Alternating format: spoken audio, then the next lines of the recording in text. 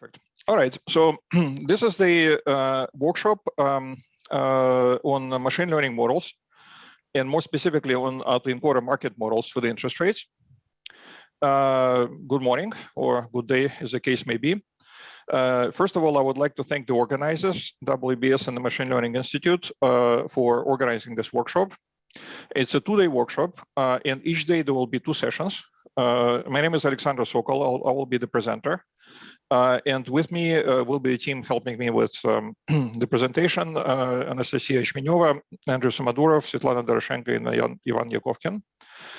And today's session, as well as tomorrow's session, will consist of two separate parts with a coffee break between them.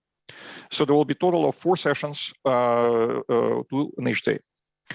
The first session today is Introduction to Autoencoders and to Autoencoder market models. And this will be primarily slides, or exclusively slides. Then after the coffee break, we'll go into a second session today. We will discuss how to build autoencoders for the yield curve. In the second session, will be partially slides and partially hands-on, examples. I would like to say from the very beginning that this is not a workshop in which we will go and learn how to use PyTorch. There are a lot of workshops and tutorials on how to do that. In any case, this is probably by of itself, TED workshop. So we will not be, studying exactly how to set up the neural network, but we will, hopefully be able to run some examples.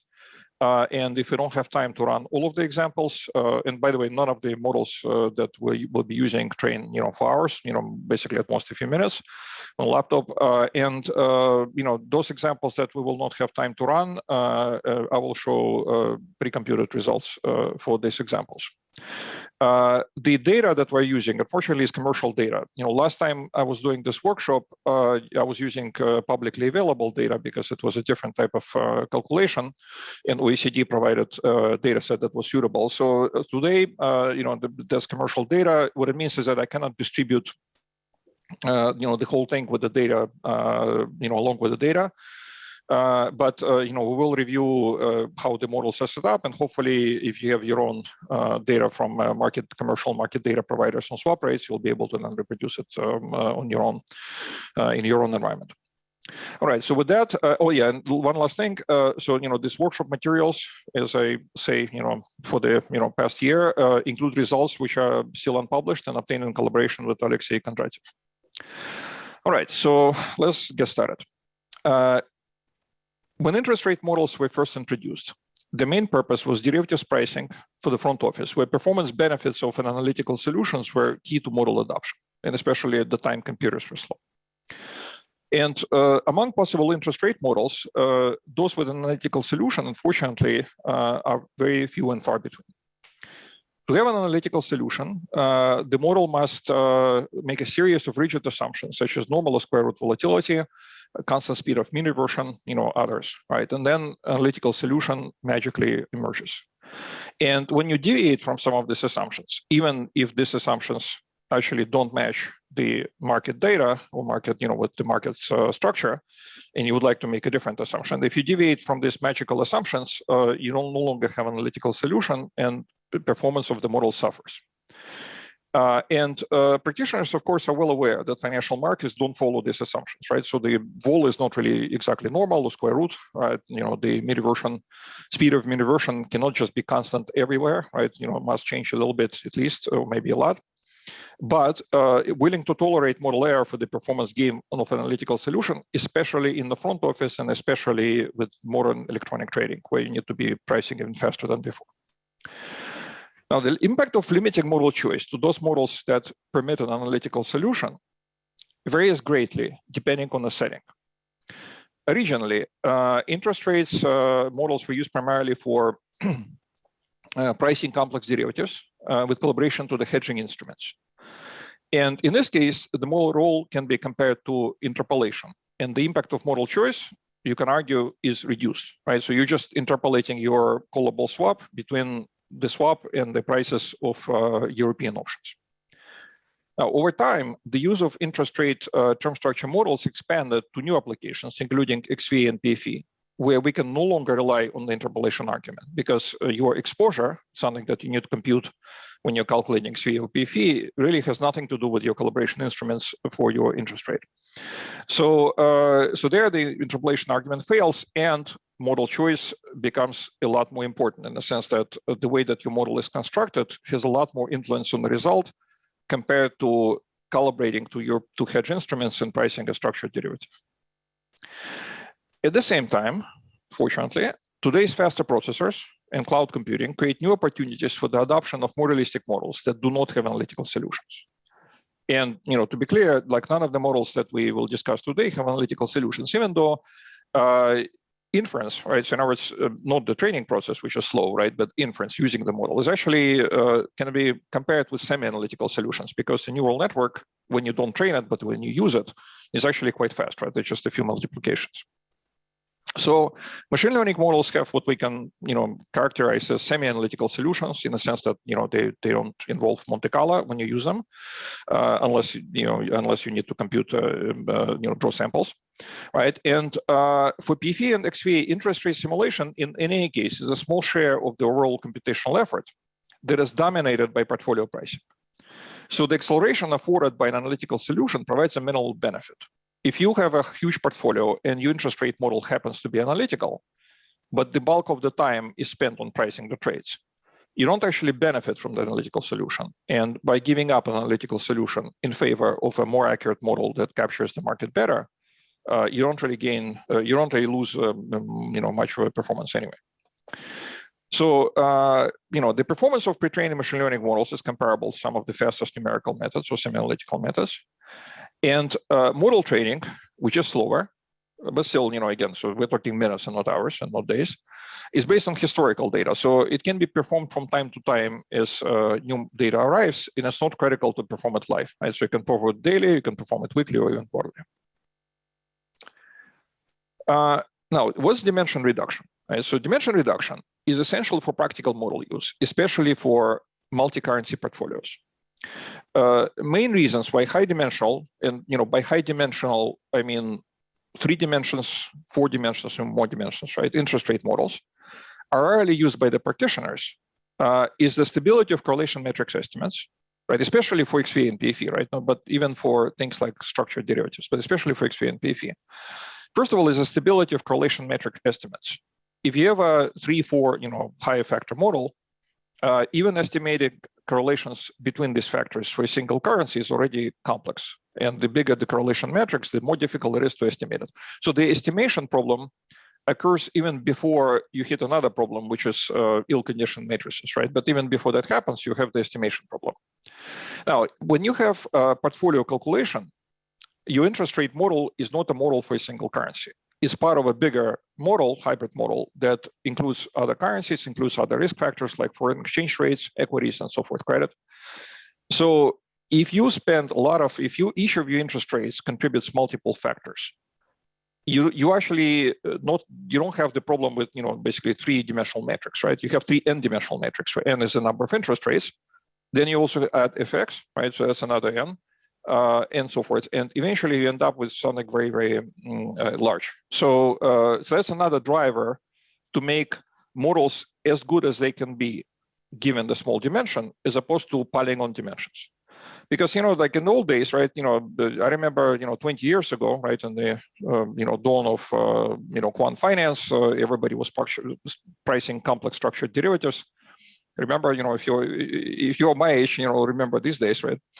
So students probably don't even know this happened before. So people were saying, well, I have a 3-factor model. Well, no, I have a 4-factor model. Well, I beat you both because I have a 5-factor model, right? So these days are long gone. Nobody is going to use a 5-factor model for anything today, or 4-factor model. And generally, you don't want to use 1-factor model for interest rates either, because 1-factor model, everything is 100% correlated. The curve can only, it doesn't have to parallel shift, but it only has like one way to go up and down.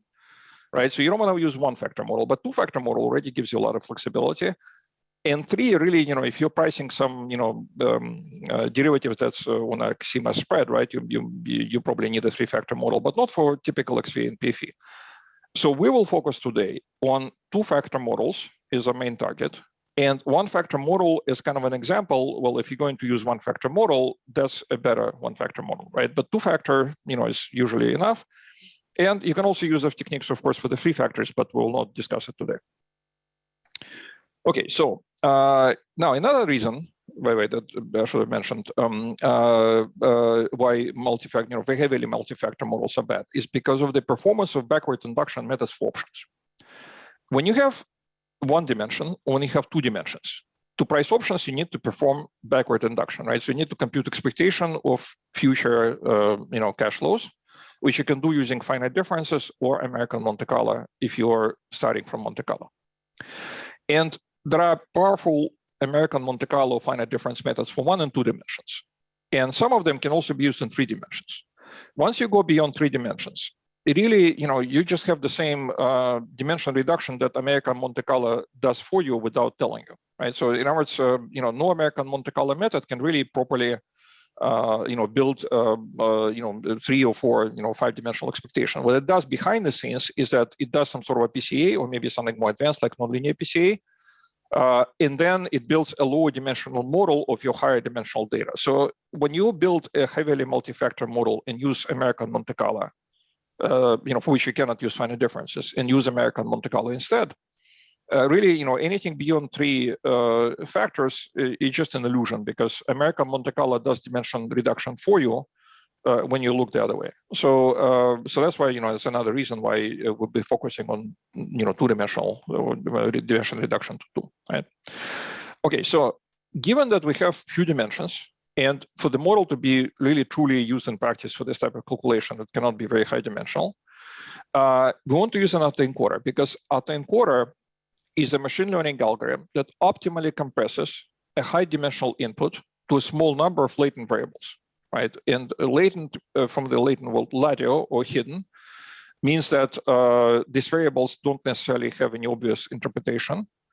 And sort of think of like 2-factor Helen-White, right? And then there are 2 state variables, right? Some of them is the short rate plus the deterministic shift, right? You don't know what they mean, but you don't care, right? They just like some variables for which you build finite difference method.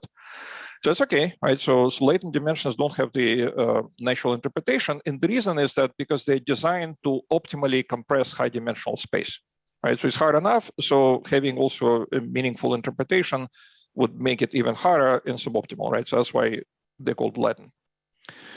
An autoencoder market model is an interest rate model that uses an autoencoder to perform dimension reduction.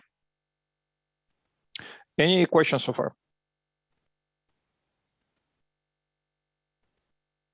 Okay, good. All right, so now for questions, just going forward, to make sure we stay on time, what I would like to do is that if you have questions, please put them in the chat. And then my team will either answer in the chat or they will alert me and I'll answer during the presentation, when there's a logical point to do that. All right, so let's move on. There are deterministic volatility interest rates models and there are stochastic volatility interest rate models. All right, so deterministic volatility interest rate models do not mean, it does not mean that volatility does not change. Right, so volatility in any interest rate model changes with the rate level unless it's a normal model. Deterministic volatility means that volatility is a deterministic function of the rates, whereas stochastic volatility models are models in which volatility has its own stochastic driver independently of the rates. So another encoder that encodes the yield curve alone can be used to build IMMM, so this abbreviation for autoencoder market model with deterministic volatility. And this will produce machine learning counterparts to classical 1- and 2-factor short rate models, AGM model or models in the AGM framework, and models in the LMM or LIBOR market model framework. By the way, LIBOR market model has kind of a very unfortunate name because a model for the discrete simple forward will survive the demise of LIBOR. Right, so I kind of wish it was not called the LIBOR market model. It was called BGM some time ago, but eventually it was renamed in recognition of other teams that contributed to its development. So the LIBOR market model will survive. Don't be surprised and don't think that the LIBOR market model you don't need it anymore when there's no LIBOR, because when you're pricing things like OS swaps, typically, you don't want to model the daily rate, right? So you approximate the daily rate using longer maturity rates, right? Longer term rates, right? And then for that, you need a discrete model. So this is a simple forward model for this market model for the simple forwards. And these are treated several types of models, right? So 1 and 2 factor short rate models, like 1 and 2 factor Hull and White, other CR++, other models. AGM model and similar models like CHIAT, for example, is a form of AGM with specific volatility structure. And LMM and its derivatives, right, are all models for which you can build machine learning, equivalent or counterpart using IMM architecture. In order to obtain IMM with stochastic volatility, the autoencoder must simultaneously encode the interest rates and their volatilities. And if we do that for the single forward rate in its volatility smile, we will produce IMM counterpart to the Sabre model. This is actually a kind of very interesting exercise, right? It's completely practically irrelevant, building IMM replacement of the Sabre model. Because the reason is the Sabre model is market standard, right? So in other words, if you have any model other than Sabre to quote volatilities, between the liquid strikes, nothing good will come out of this trading because everybody else is using Sabre model, right? So that's one case in quant finance where you don't want to have the correct model or better model. You just want to have the model that everybody uses because otherwise your price is off, right? But you could do it, right? So it's just a kind of purely theoretical note.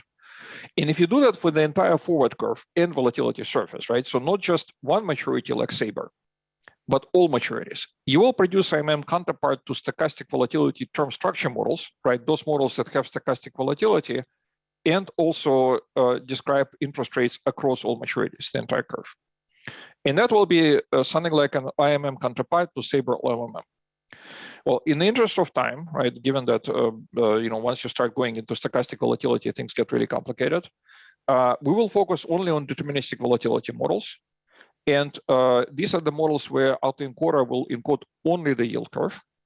And we will build tomorrow. So today we'll set the foundation for this.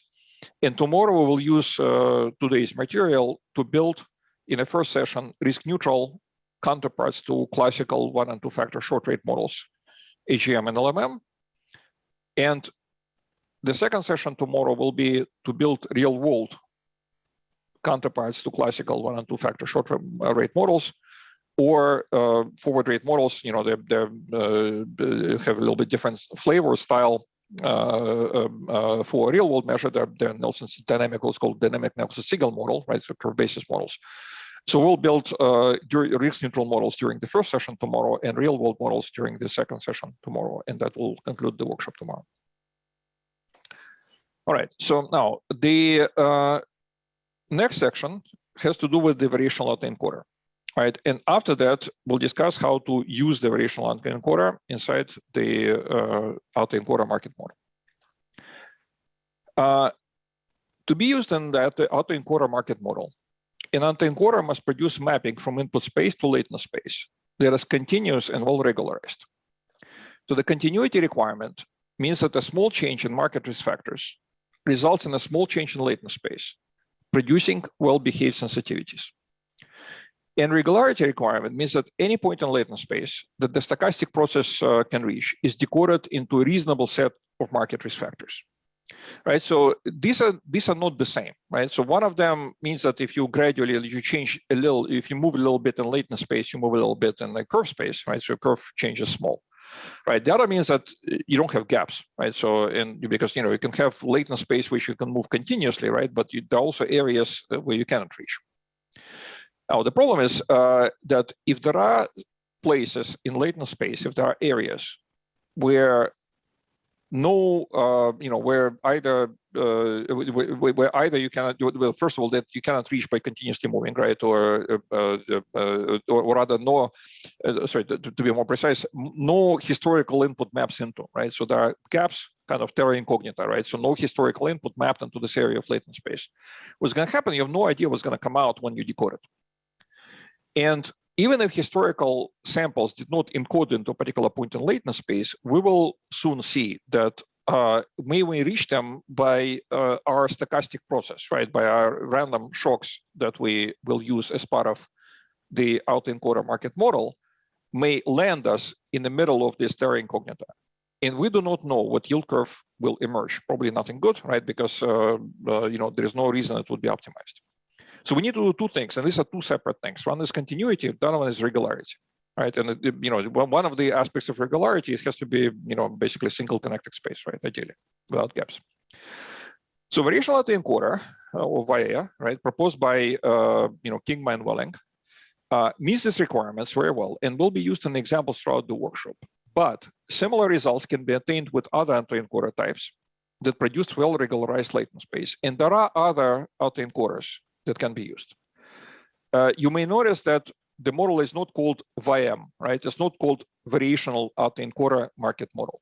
It's called autoencoder market model, because variational autoencoder is just one of the possible autoencoders you can use for this model. As long as the continuity regularity requirements are satisfied, it does not have to be variational autoencoder, which is really some very specific, very powerful, but also very specific type of regularizer. And it's not the only regularizer you can use. All right, so now what's the effect of continuity and regularity? Well, continuity and regularity in VIA make it possible to evolve. And by the way, this is variational autoencoder. There's a credit on the bottom on GitHub, right? So you can actually run this thing on your computer by downloading this GitHub project. So what this does here is that this is a model trained on a large library of faces, right? So this is CelebNet, right? It's a large library of celebrity faces. So, this actress, somebody told me her name, but forgot. But it's just one of the many celebrities in the database. And these are public domain images that could be used for research. The model was trained to a large library of faces, and some of these people were smiling and some of them were not smiling, and some of the people had mouth open and some had mouth closed.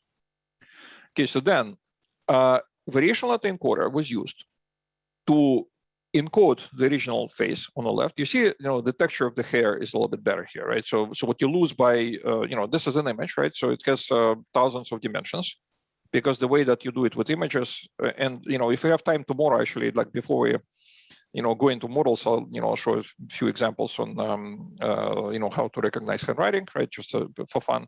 Right, so what you lose when you go from high dimensional image, right, which is encoded essentially as pixels, right? So there are 100 pixels here, 100 pixels vertically, right? So let's say 100, right? That's probably more, a few hundred, right? So you have a vector of the size of a few thousand with numbers, from 0 to 1 in each color channel, right? This is a color image. So this is a very high dimensional input. You compress it to lower dimensional space, not as low as we will be working with here, but about 40. Right? And what you lose in this encoding, you see that on the left, there is a lot of texture to the hair, and on the right, there isn't, right? That's because this is what is lost when you compress the dimension so much. But the way that there are different ways to compress the dimension, right? One way to compress the dimension is just focus on the forehead, right? You can say, I'm going to reduce the dimension by just taking a tiny part of the forehead. That's not a good way. What this does, right, is it made it possible to start in latent space from the original image, and then travel in latent space in several directions. And one of these directions is smile or no smile, right? So it's still recognizably the same person, right? You can recognize the same person, but we can add smile to an image that's originally not smiling. Or you can open the mouth, right? So you can open the mouth, so the mouth is closed in the original image, and the mouth is open here. So essentially you move along the direction that the smile and the teeth, right, they're an amalgam of other images from the library, right? So what made it possible is continuity and regularity. Continuity because, we want gradually, like we want the mouth to open gradually, right, not suddenly. And we don't want, basically second is regularity, right? We don't want any images here with the eyes on the forehead, sorry, with basically like mouth on the forehead or something, right? So in other words, because latent space was well regularized, and each point in latent space, something was encoded there, and then training process ensured it was encoded accurately. This latent space is well regularized, and there is no point in latent space that produces, a crazy image with mouth on the forehead. So this is kind of, demonstrates the power of variational autoencoders. And of course, this is trained on millions of images, but it's also a lot more higher dimensional input. We only have a few interest rates to work with. Here there's basically thousands or tens of thousands of pixels. We only have 1, 2, or maybe 3-dimensional latent space to work with. Here, latent space has tens of dimensions. So we have less training data, but also we have a smaller, simpler problem. But that kind of demonstrates what variational autoencoder can do and why this continuity and regularity features of it are so important. Questions, please put them in the chat and I'll answer at a suitable time. All right, now the difference between variational and regular autoencoder, and you may have studied it already, or maybe you're working with this every day, but just repeat it, just make sure it's there, right? So both types consist of autoencoder and encoder and decoder trained together. Variational autoencoder maps the input. I see that there is a question. I'll answer it in a second. So variational autoencoder maps the input into a distribution in latent space, and then takes a sample from that distribution and attempts to reconstruct the input. Right, so it's kind of crazy, right? So in other words, we make our reproduction worse intentionally, right? So we take a distribution and then take a sample, random, right, and then reconstruct, and then try to minimize the reconstruction loss. A regular autoencoder does something a lot more sensible, right? It maps the input into a single point and reconstructs the input from the single point. Okay, so why do something so crazy, right? The reason we intentionally reduce the accuracy of our reproduction is because it's a powerful regularizer of a very particular kind. It penalizes the reconstruction error in those areas of latent space where there is no input. And you cannot possibly cover, and we could be talking about, 40-dimensional latent space for images and smiles. We can be talking about, 1, 2, or 3-dimensional latent space. Maybe one you can, but 2, 3-dimensional latent space for the yield curve.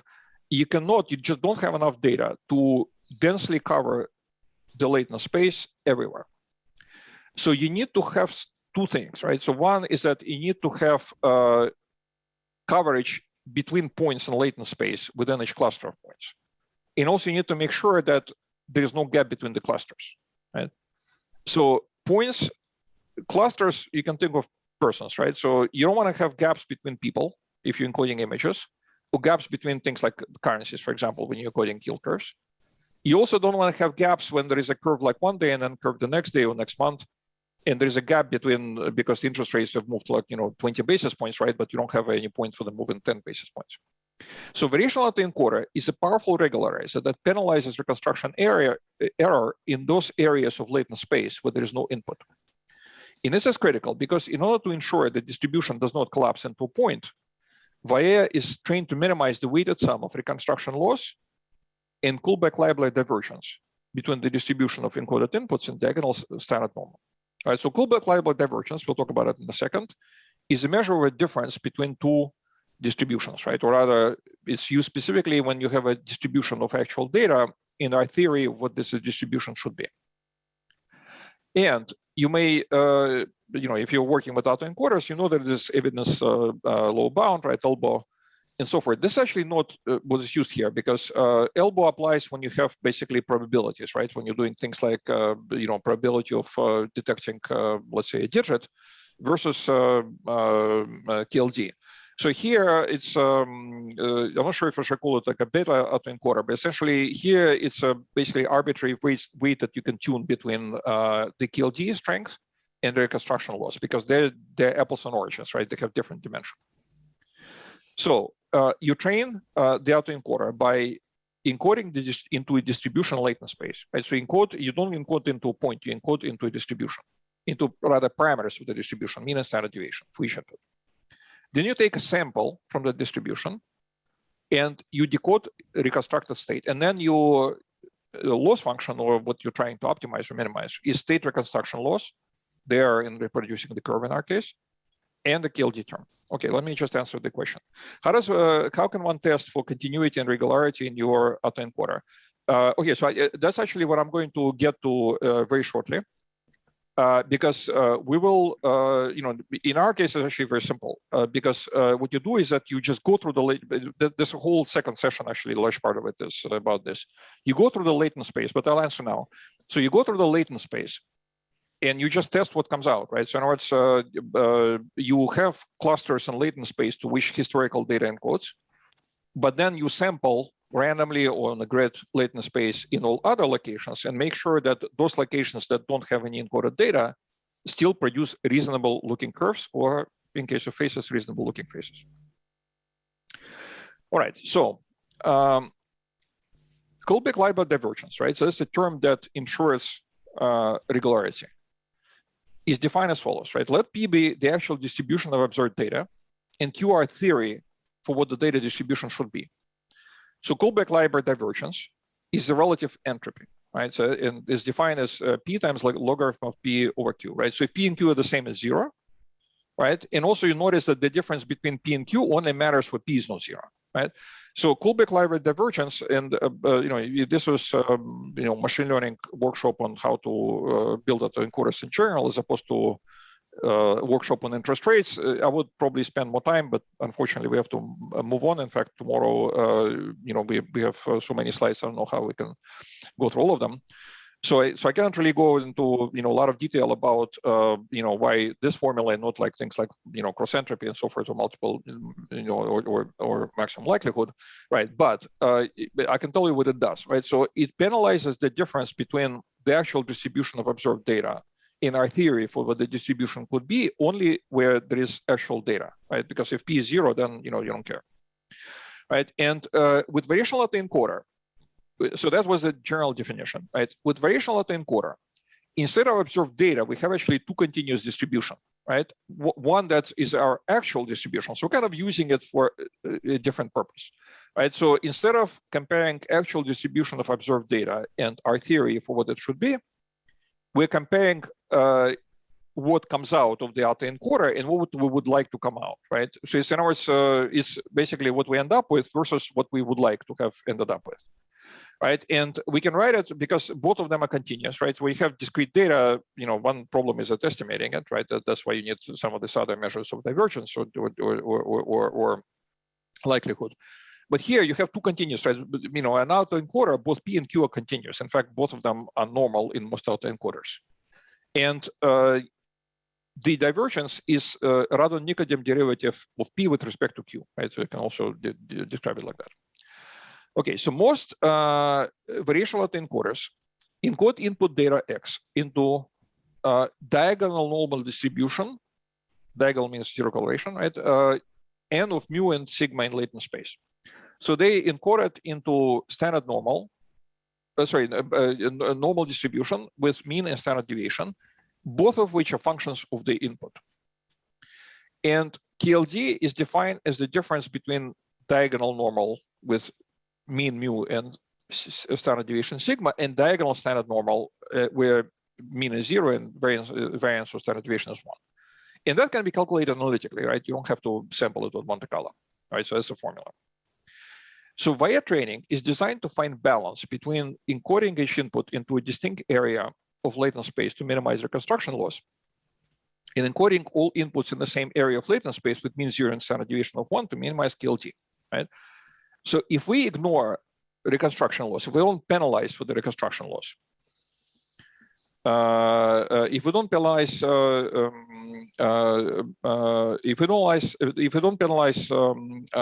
the, let me just look at the chat 1 second. There's some questions. Yeah, Mark, what's key to log W? I'm sorry. Do you have a typo or something? Or? Marco? Okay, so Marco asked a question, and because it's Marco, I know it's a valid question, right? But I don't understand what the question is about. Oh, I know the question, right? Okay, that's fine. Yeah, okay, so it's just a comment, right? That's fine. So I knew this makes sense, right? I just couldn't understand it, right? It's a comment, right? That's fine. So anyway, so via training is designed to find a balance between encoding each input in a distinct area of latent space and encoding all inputs in the same area so that it all looks like standard normal. So if we don't penalize for the reconstruction loss, right? If we don't care if our curve comes out any close, how close it comes out, if it doesn't come out close enough even at all to the original yield curve, then all of our inputs will be encoded into standard normal, right? And then all of our data will be, it will not be the same data, but our output will be completely random and will have no dependence on the input. If we make the opposite assumption of KLD 0 and only the reconstruction loss, in this case, there will be no reason why there wouldn't be gaps in latent space, because gaps will not be penalized in any way, right? So in other words, imagine that this is standard normal. And imagine that the shaded area is where the data is encoded, right? So this is a two-dimensional latent space, right? With basically two latent variables.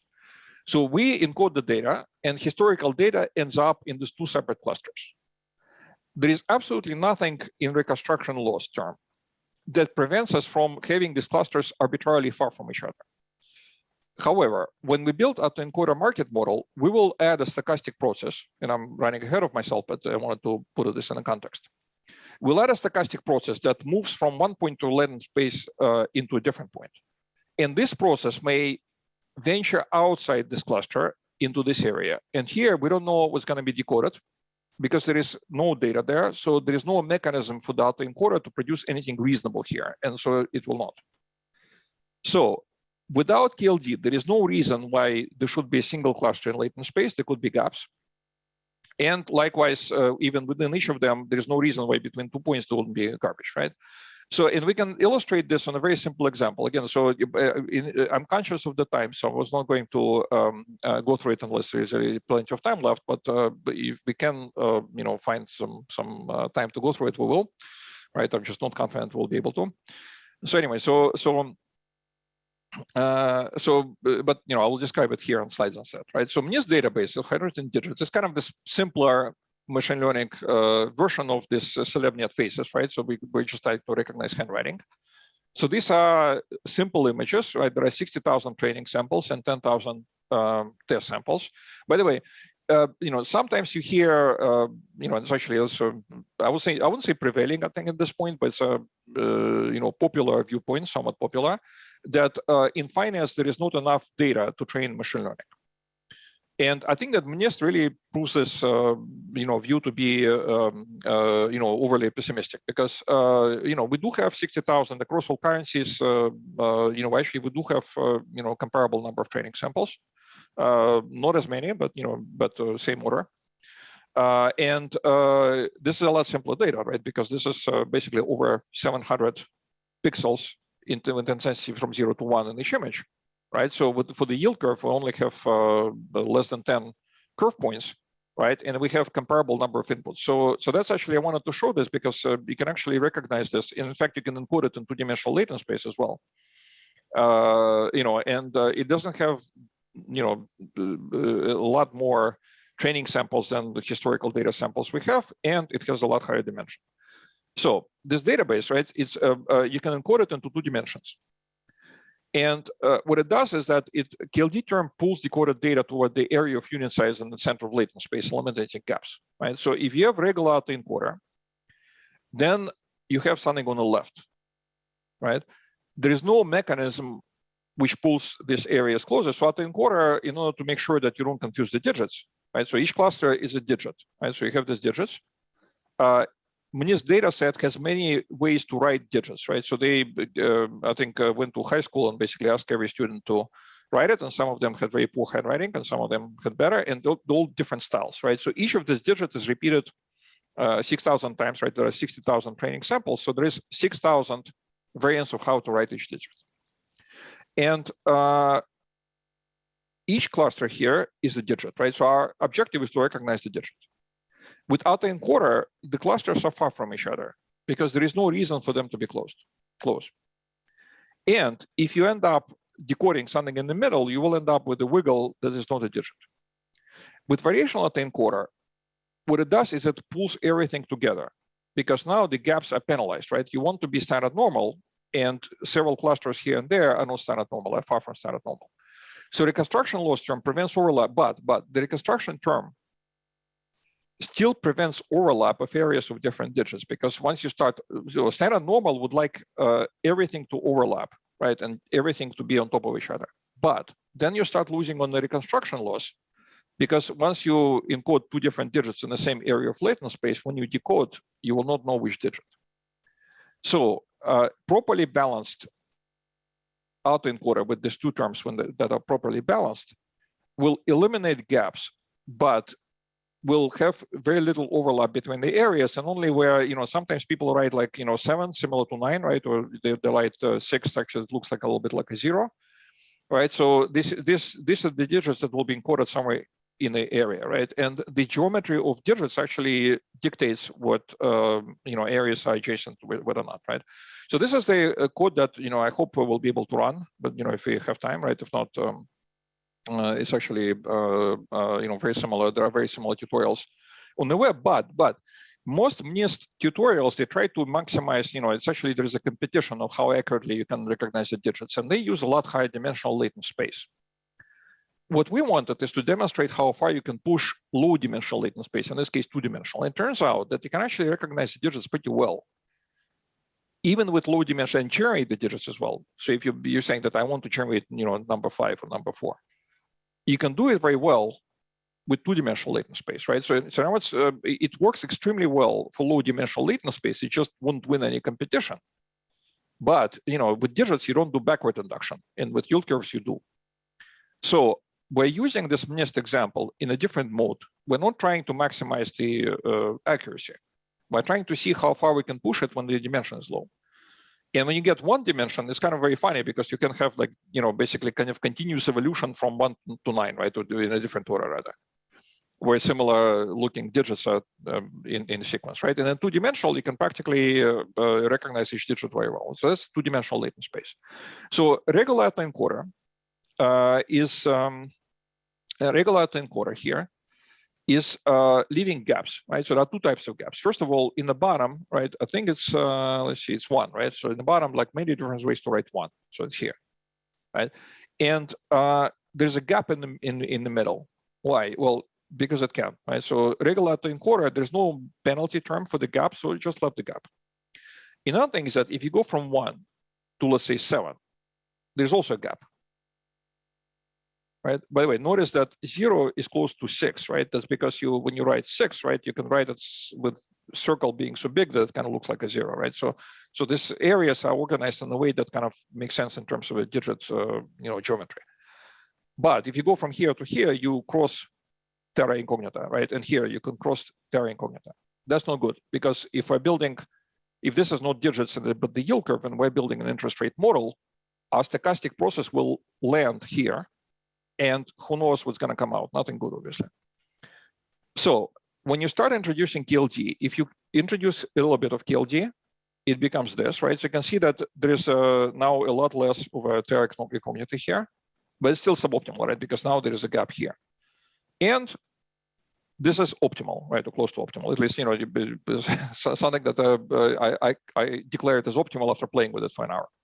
Right, so this thing is near unit size, right? So you can see that this is the unit size standard deviations. So the majority of points are within 2 standard deviations of origin, right? So they're centered around 0, which is good. And by the way, why wouldn't they, right? Because you penalize from mean being different from 0, and there is nothing in the reconstruction that prevents you from moving, and parallel shift is free, right? So of course it's centered around 0. And second is that the outline is around like basically, more or less standard normal, right? So most of the points, 95% of points here roughly are within the 2 standard deviations. But the reconstruction term prevented them from fully overlapping. And so we suffer some KLD loss, but also we reduce the reconstruction loss.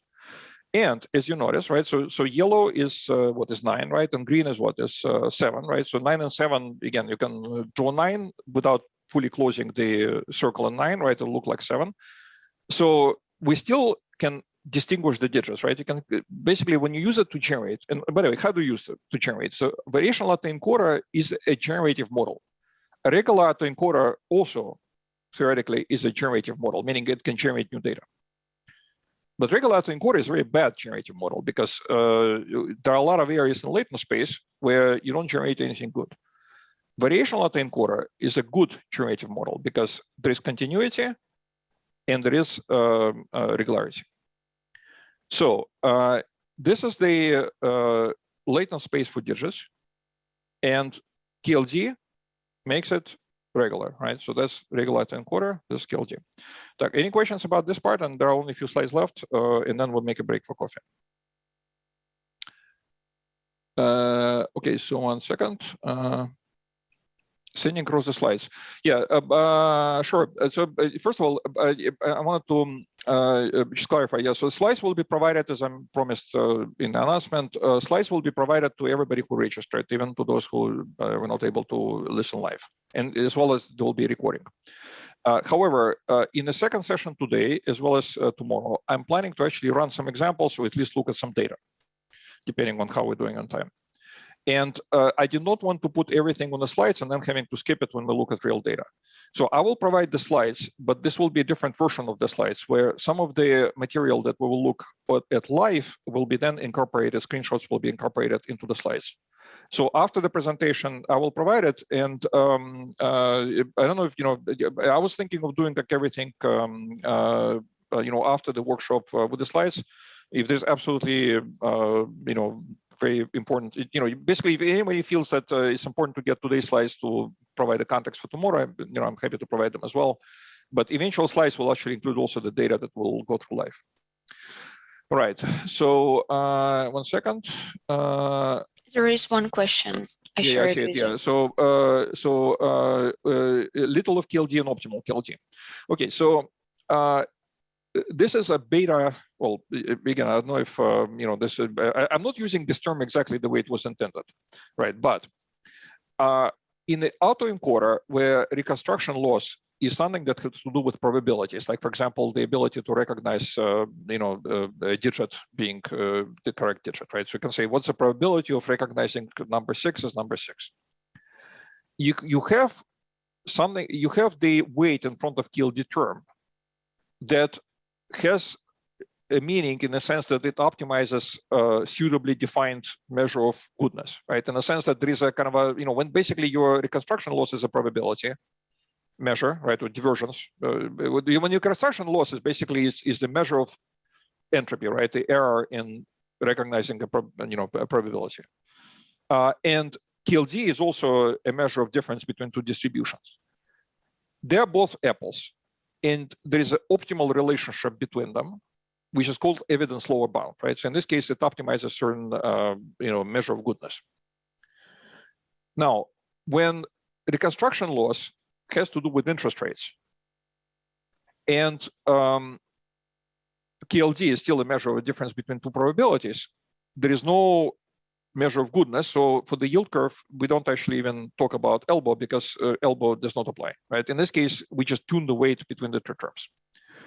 Here, optimal KLD means, well, theoretically, it should mean that I'm using elbow, but on a particular data set, especially when there is a low dimension, it turns out that actually sometimes you want to deviate from this theoretical measure of goodness and just look at what you're coming out, right? Because it also this elbow relationship between the two terms, right? How to add them together. It's derived under all kinds of assumptions which don't hold for the real data set necessarily. So you are training to minimize the sum of reconstruction loss, how well you're recognizing the digit in this case, or how well you're matching the yield curve.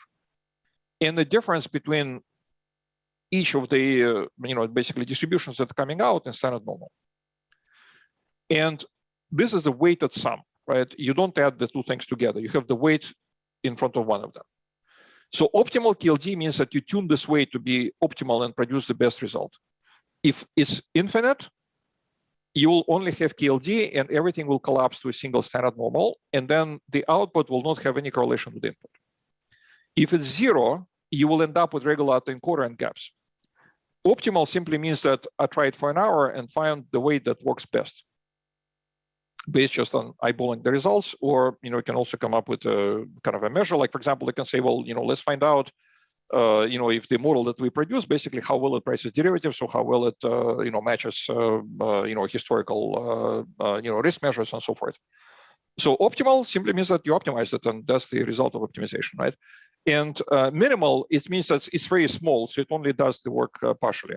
Right, so low or low, right? I wrote low, right? So low means a fraction of optimal, so you can see how it kind of gradually does its work.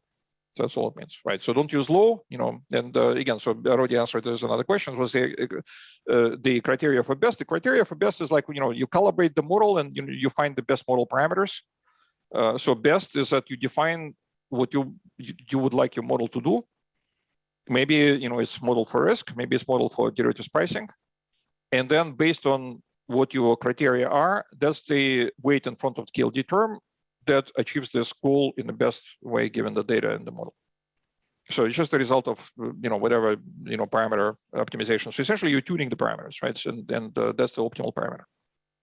So that's a hyperparameter, right? So parameter that you don't optimize for training, you optimize it and repeat the training until it works. All right, so final few slides, and then so we are running on time so far because we wanted to take a 5-minute break between the sessions.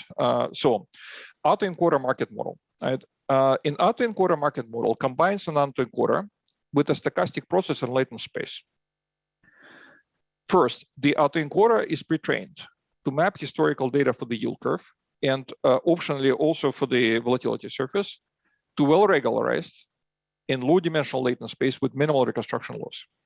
All right, so we pre-trained the autoencoder to optimally encode the yield curve because we're working with deterministic volatility models today, right? So if we were working with stochastic volatility models, we would train it to encode also the volatility surface. In this case, it probably would have to be a little higher dimension. So here, we pre-train it to optimally encode the yield curve into low-dimensional latent space. If we're trying to replace one-factor short-rate models, it's a one-dimensional latent space. If we're trying to replace two-factor short-rate models or things like HGM or LMM with two stochastic drivers, it would be two-dimensional latent space. And after that, after we pre-train it, we turn off the variance term in variational autoencoder. This is actually also something done with NIST, right? So after you trained the autoencoder, you turned off the variance in the decoder and use the mean, right? Because you don't need to add randomness when you are using it, right? You only need to add randomness when you're training. And there it helps to achieve regularity. But there's absolutely no reason to keep it when you're using it, right? So you turn it off. So then next, a stochastic process in latent space is inserted between the encoder and the decoder and is calibrated to produce the desired probability distribution in latent space, which the decoder then converts to future interest rates and volatilities, right? Or just the interest rates in case of deterministic volatility model, right? So, and finally, to satisfy the no arbitrage constraints in Q measure, and by the way, that's no mean feat. In fact, when you're talking say, about anything other than short rate models where everything magically happens by itself, actually pages and pages of papers on interest rates and risk neutral measure are devoted to how ensure the lack of arbitrage, because the yield curve in the risk neutral measure, it's very, very hard to make it move in a way that prevents arbitrage. And a lot of models, all they do is, they basically write down a formula for the stochastic process, and then, there are 5 pages of how to make it no arbitrage or prove it's no arbitrage and so forth. So same here, right? So when we build this model in risk control measure, we actually need to work very hard, but we can, right? We can do it to make sure it's no arbitrage. And this is done through introducing decoder bias, right? So we'll discuss one specific way to do decoder bias, right? There are other ways, but it's very important to do it. Otherwise, this model would not make any sense, right? And that's a step that's only necessary in risk neutral measure, Q measure. In the real world measure, it's not necessary. So that's the architecture.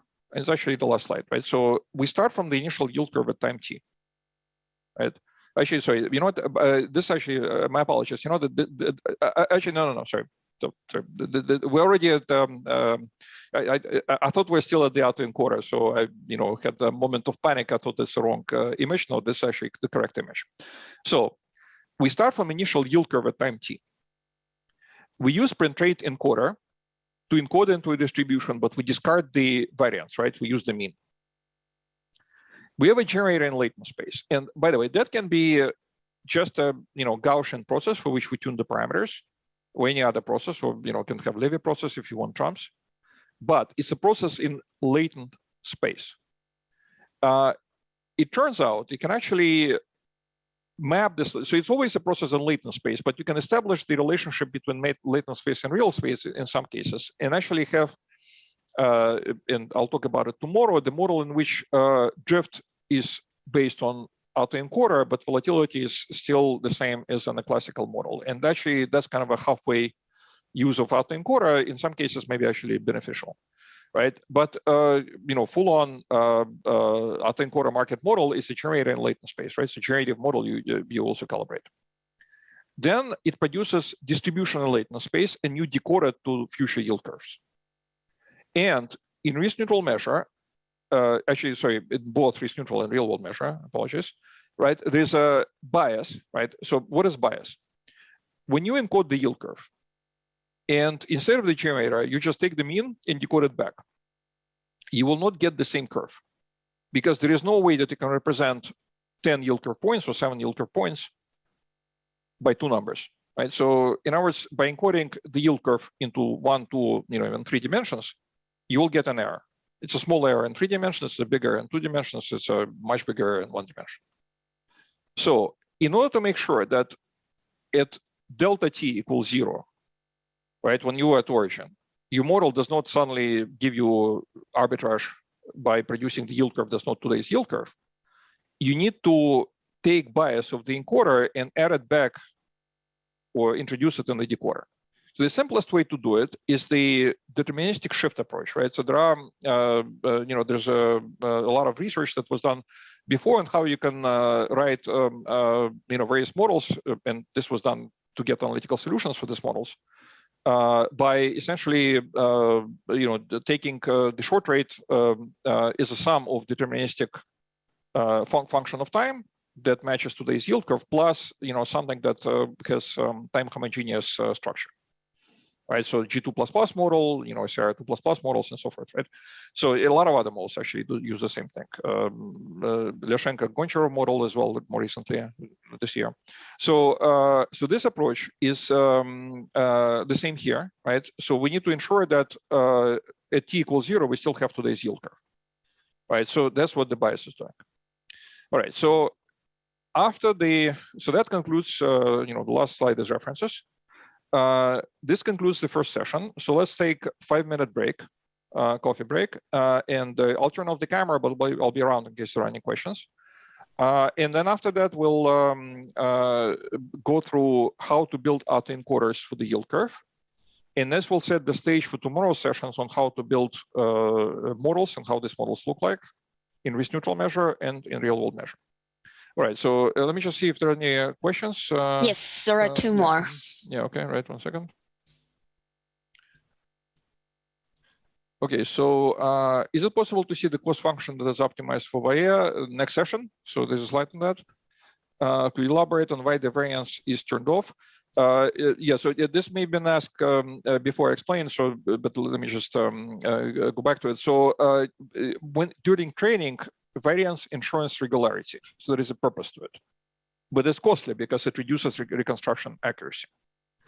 After you trained, there is no purpose for the variance. So for any autoencoder, in fact, it's not just this approach. For digits or for faces and so forth, the way you use the autoencoder is that you train it with the variance and then you use it without the variance. There is normally, in most cases, no reason to use the variance after the training is completed, because the purpose of variance is only to improve the training or improve the latent space that's coming out of training.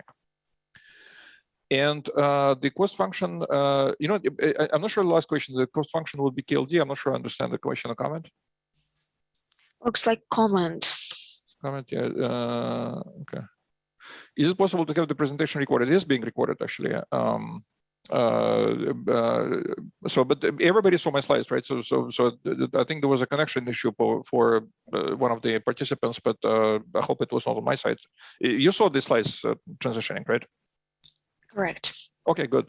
All right, so yeah, so it is in fact being recorded, so no worries. You'll be able to see it. And as I mentioned, I'll see if I can provide today's slides, just as preparation for tomorrow's session, and then send a new version that has all of the hands-on, results with work with the data from the second session. But in any case, there will be an official set of slides, final slides that will also incorporate screenshots working with the data, and this will be provided officially to everybody. So everybody who registered will receive an email with a download link for the full set of slides.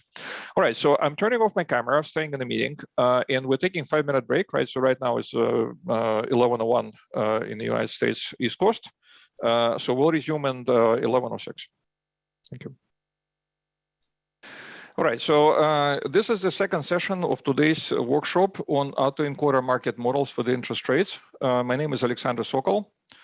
And the remaining session today will be for another hour until, or rather, remaining 50 minutes. And as you may notice, this session has fewer slides. And this is because the goal is to go through the slides and then look at some real runs and real data. And perhaps we can even run a couple of examples with training. So with that, I'll continue. As before, please post your questions to the chat and I will answer them at the logical point. All right, so today's second session is on variational autoencoders for the yield curve. Autoencoder market model can use any type of autoencoder, but for the workshop, we'll use variational autoencoders because they have very suitable and attractive properties for autoencoder market models. We'll be encoding only the yield curve and not the volatility, because this will set the stage for deterministic volatility interest rate models. What is the architecture of variational autoencoder for the yield curve? First of all, we train it on data, right? What data? And by the way, this similar architecture can be used for other curves, right? So Contractive demonstrated you can do it for commodity curves as well. So what I'm talking about today with respect to the yield curve, or specifically the swap curve, can also be used for bond curves. It's kind of a autoencoder, version of Nelson-Siegel. It can be used also for things like credit curves, even though, of course, there are only a few liquid points there. And it can be used for commodity curves, where perhaps it's more meaningful than credit. Still less data on the interest rates, of course. So in this workshop, we'll use swap curve data from all currencies in historical periods where swap markets were liquid. Of course, as LIBOR only recently met its demise, most of this data is from the LIBOR era. But for the purposes of what we're trying to accomplish, is to train the autoencoder to properly map possible curve shapes. It actually, the difference between LIBOR and OAS does not really matter that much. You can properly adjust for the spread in a retroactive way. To kind of have a synthetic OAS swap rates, but we're looking at gross changes in the curve, right? We're looking at, especially a lot of these models, we're targeting models for things like XV and PFE, where you're looking at horizons of tens of years, 15 years, 30 years. So the changes in rates will be, hundreds of basis points. So this is not really something that will be, in my view, affected by the difference between OAS and LIBOR. So we can just train on the LIBOR data without worrying too much about the difference between LIBOR and OAS. But if you'd like to be strict about it, you essentially would have to stitch the data in the usual way. Swap markets in the euro area were included in a data sample with the individual currencies during the periods prior to the introduction of the euro, right? So we had, German mark, Swiss franc, and so forth, to the extent that swap markets were liquid. And then they all collapsed into a single euro currency, which was not overweight, right? So in other words, there are many countries that use this currency, but we still treat it as a single currency among many, because our objective is not to have some sort of a economic indicator in which we take into account the size of the aggregate economy. We just want multiple curves so we can populate our latent space with samples. And we're only using curve points at 2 years, 3 years, 5 years, 10 years, 15, 20, and 30. And you may notice here that I did not use the very short end of the curve. And this was simply to specify, to simplify, and make it easier to reproduce the results. Because of course, in production, what you want is also have the short end of the curve. You will need to stitch OAS quotes with, short OAS quotes, with something that extends to, enough years back. And I don't believe in the workshop it would be appropriate to introduce this complex stitching and data preparation when our objective is to understand how to build an autoencoder. So for the workshop, I'm just using swap rates, and I'm treating 2 years as the short end of the curve.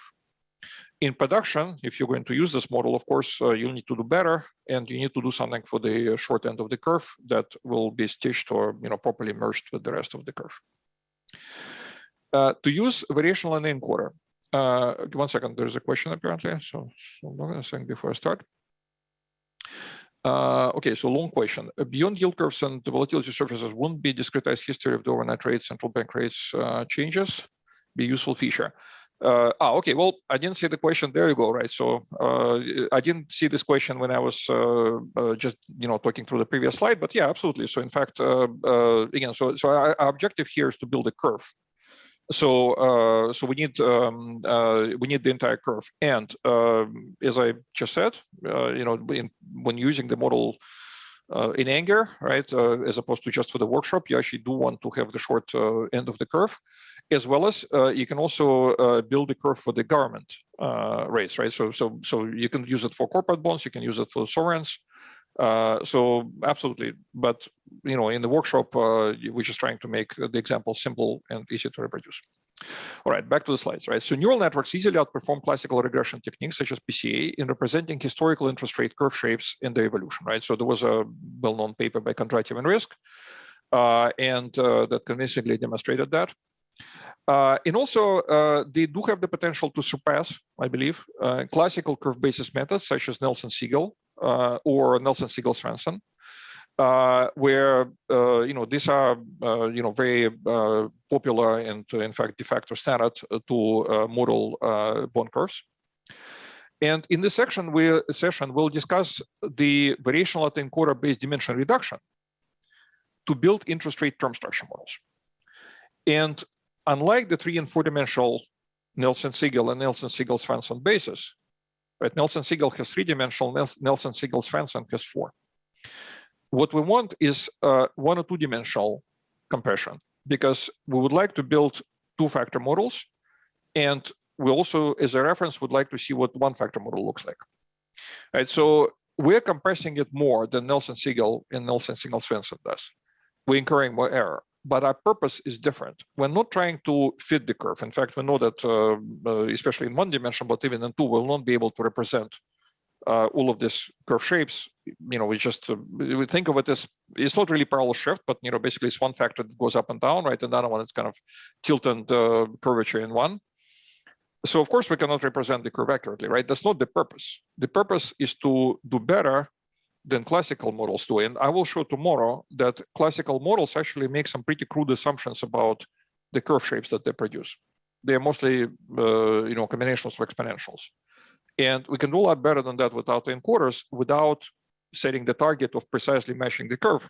So our objective is different from Nelson-Siegel and Nelson-Siegel-Svensson. We want less accuracy, fewer dimensions.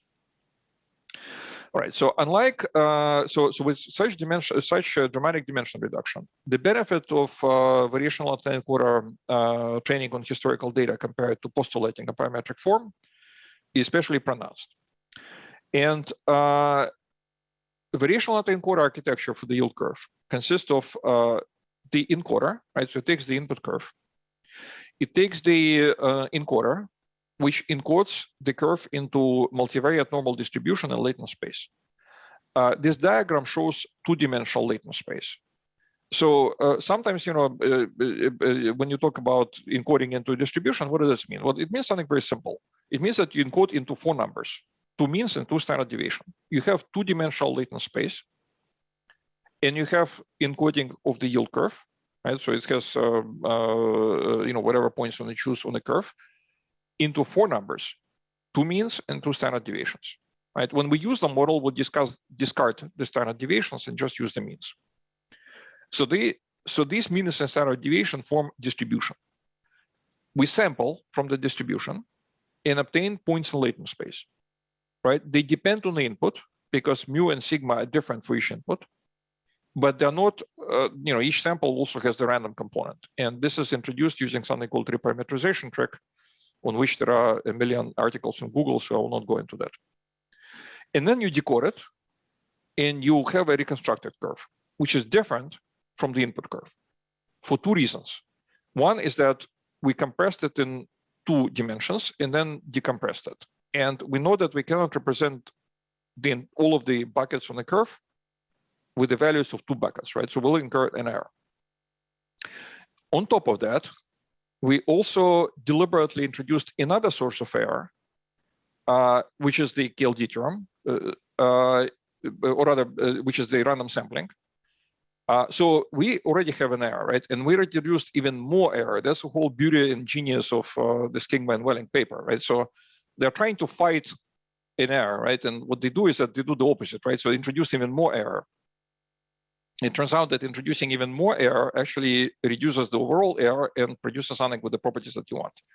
So it's absolutely brilliant work there, right? So what we do is essentially introduce another source of randomness. So now our curve is different for 2 reasons from the original, because of the compression and because of this random sampling. And curve reconstruction loss in our case is based on the accuracy of reproducing input rates. And I'll talk in a second about what the input rates are. Right, question? Yes, there is one. Yeah. Okay, actually there are 2 questions, right? So, oh, there are a lot of questions. Okay, so 1 second.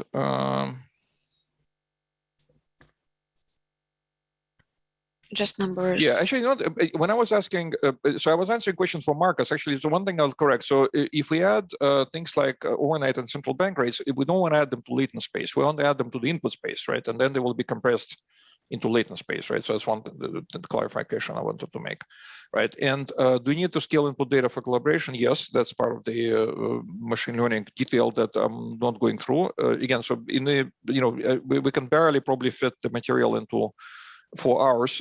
So I'm not able to go into how machine learning algorithms are constructed. And there are a huge number of tutorials, materials, and so forth. So yeah, you need to normalize that. Otherwise, machine learning will not work. And this is actually built into PyTorch, and you use that. So you do, but it happens. The machine learning libraries do it for you. And the other question was the difference between the reconstruction losses KLD. So these are the 2 separate terms that are added together to form total loss. Slide 5, we're not using more than 2 moments, skewness or kurtosis. Well, because, oh, I see. Okay, very interesting point, right? You don't use the more than 2 moments. Actually, well, you can, but turns out it doesn't really help you much, because we're not trying. That's actually a very interesting point, right? So why normal, right? So why to encode into normal? You can use skew and kurtosis. Well, because we can when we're trying to derive the generative model for the stochastic process, and that's something we will discuss tomorrow. But today, our objective of the stochastic process is not to match. You introduce skew and kurtosis when you think that the real process is skew and kurtosis. But here, our objective of this extra randomness is to just wiggle the data a little bit so the gaps are filled properly. So it doesn't really matter what you use to fill it, right? You can introduce it, but you don't have to.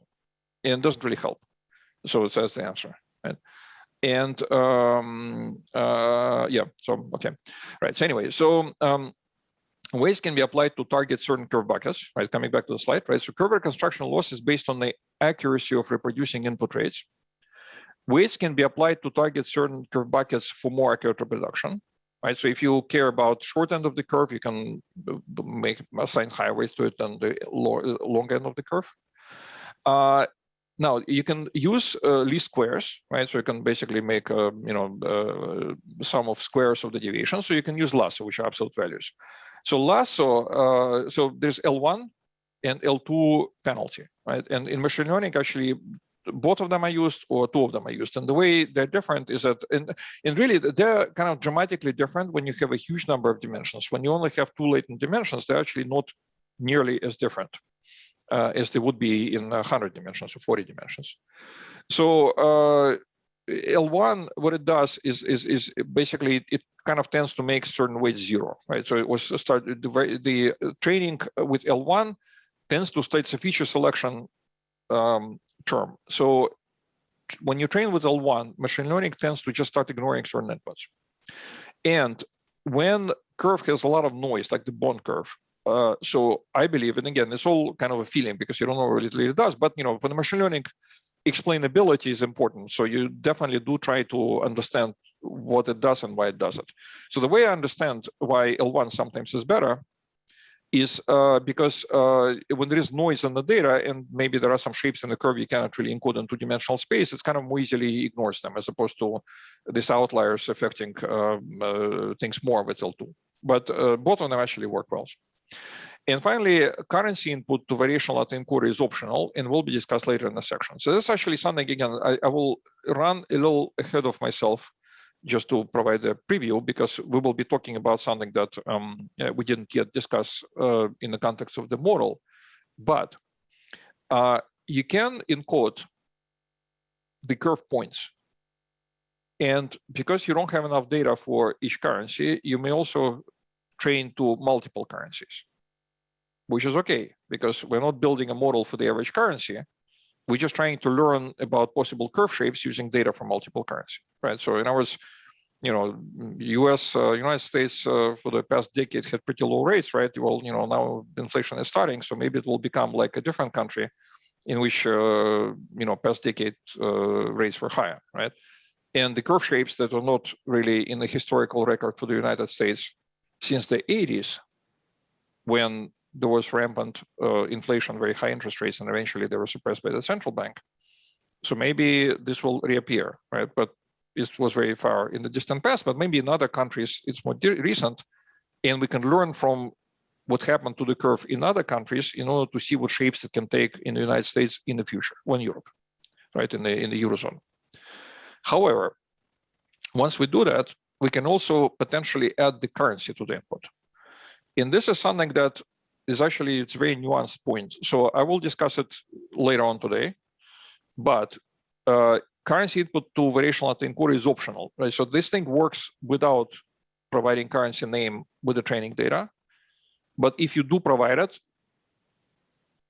machine learning uses it, and I'll show how it uses it. And that's actually a very fascinating type of thing, because without the currency input, you can literally make parallels between traditional statistics and variational autoencoder. It's just like a nonlinear PCA sort of. With the currency input, that actually becomes kind of a different animal, because you never do it for the classical models in quite this way. So right now, we just don't have the currency input, so it's just the difference between rates, right? Now, the question is, first of all, what rates to encode, right? Well, several options exist. So one is the original market rates, in this case, the swap rates. There is nothing in our autoencoder that says that 2-year rate should be similar to 3-year rate. So even if short end of the curve is one day count convention and long end of the curve is another day count convention, it's going to work fine, right? You can multiply half the inputs by a factor of 2 and nothing will change.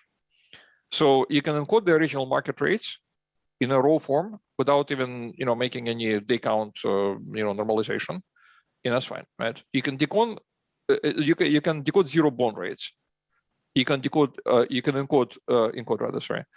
continuous forward rates, and you can encode simple forward, or quote unquote LIBOR rates. Again, so simple forward rates in quant finance will outlive the LIBOR.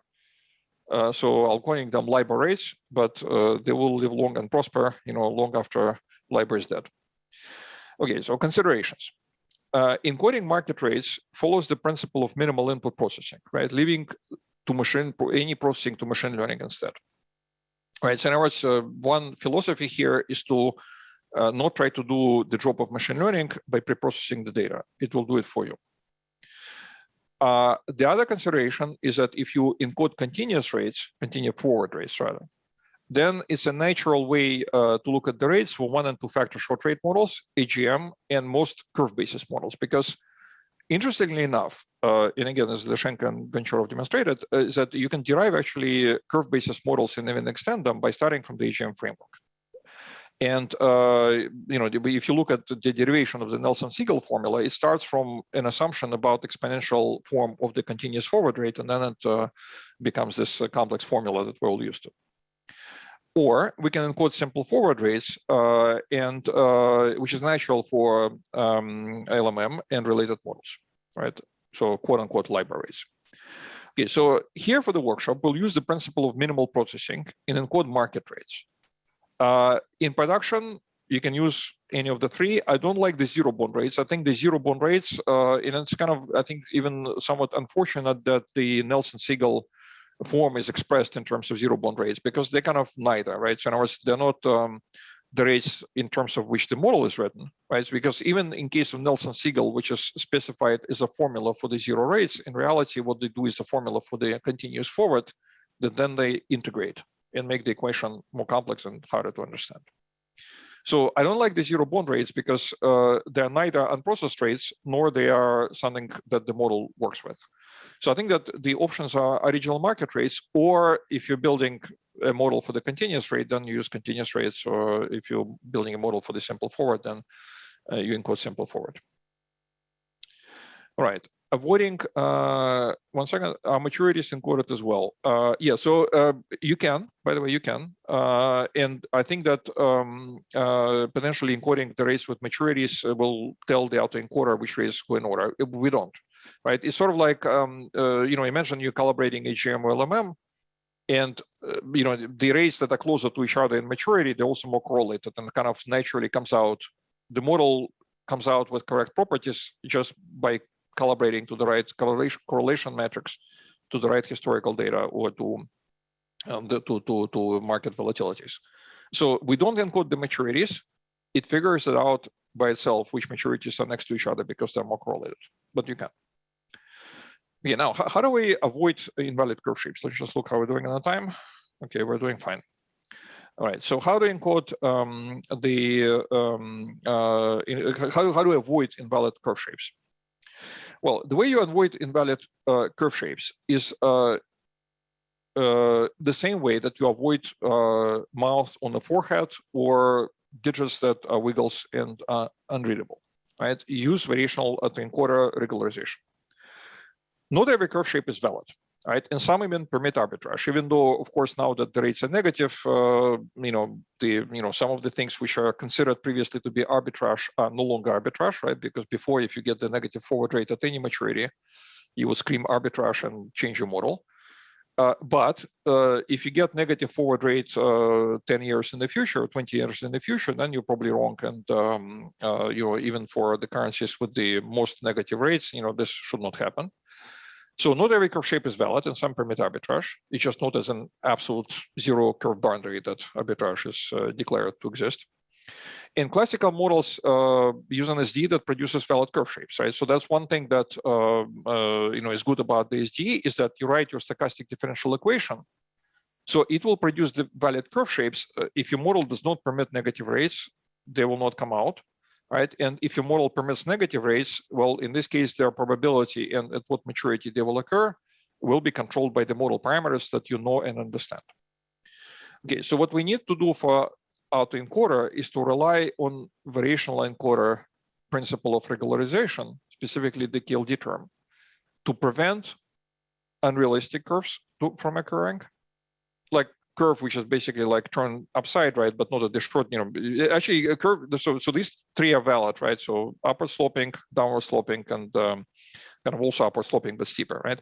So the curve on the lower right here, I called it invalid. Actually, a shape like that can actually happen at very short maturities sometimes, right? But it should not happen overall, right? So you cannot just have like an upturn curve shape like that, or at least not a sustained for a long period of time. That should be rare. And the question is, how do we avoid getting something like that, right? When we don't have an SD that we control that produces the shapes. Well, you rely on regularization, right? So same thing, right? So we use the sampling step, right? So we make our accuracy worse. We add curve reconstruction loss, which already exists because we compress to a small number of dimensions. And we also add intentionally the sampling error. In the sampling error, make sure that not only the points in the historical records are decoded to something reasonable, because if they would not be decoded to something reasonable, they would incur the reproduction penalty or reconstruction penalty. But also all of the neighboring points that this distribution can reach also are decoded to something reasonable. So KLD term eliminates gaps where invalid shapes can reside.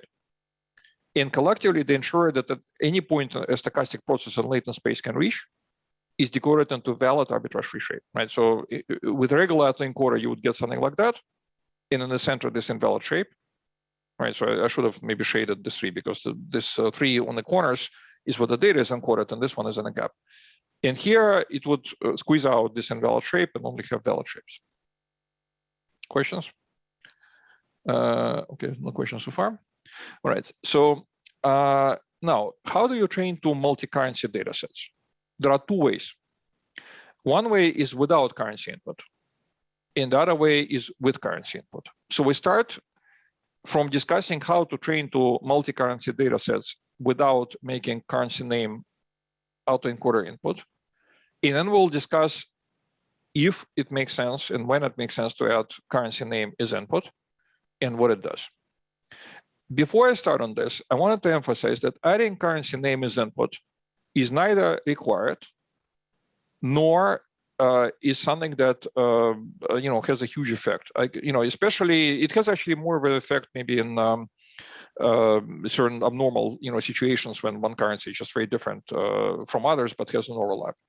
But generally, you can do pretty well without the currency input. But adding currency input is kind of a new way to build a model, and it's a very fascinating aspect of the model because that's something that in classical models you really never do, right? So there are of course proxy calibration and so forth, but you never really have like currency name as explicit input when you calibrate, right? Normally you either calibrate to a single currency, or you calibrate to proxy, which is another currency or another name, or you calibrate to an average for credit, for example. You can calibrate to an average of firms for the same rating when you don't have the curve data for the credit that you need to model. So this actually is different, right? And it's very fascinating, but it's not required. So I want to be clear about that. Are there any formal guarantees on the last point where the combination eliminates invalid shapes? No, I mean, again, in any quant model construction, there are no guarantees. You can have Hull and White model, which is well accepted, and it will produce a 30-year horizon, minus 5% interest rate with 1% probability. And you will say this is crazy, but there are no guarantees, right? So there are no guarantees. And with infinitesimal probability, you can produce any crazy shape.